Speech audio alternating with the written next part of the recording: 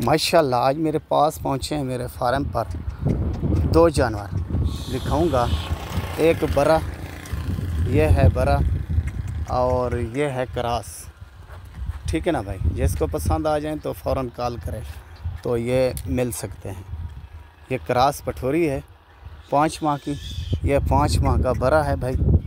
ये देखें, चलते फिरते भी देख लें और बाद में शिकवा और शिकायत ना रहे। तो माशाल्लाह दोनों वैरायटियाँ हैं और अच्छे जानवर हैं। तो दिखाना मेरा काम है, पसंद करना आपका काम है।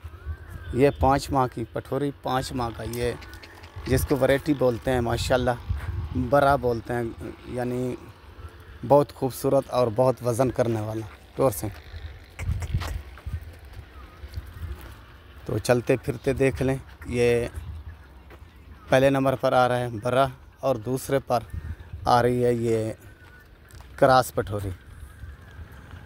तो माशाल्लाह चीज़ें दोनों अच्छे हैं, खुद देख लें, पसंद कर लें।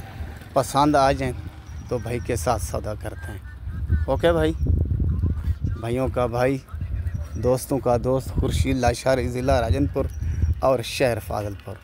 2 वैरायटियाँ, 2 जानवर।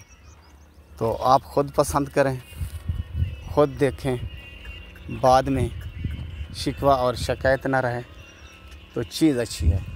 ओके, खुदा हाफ़िज़।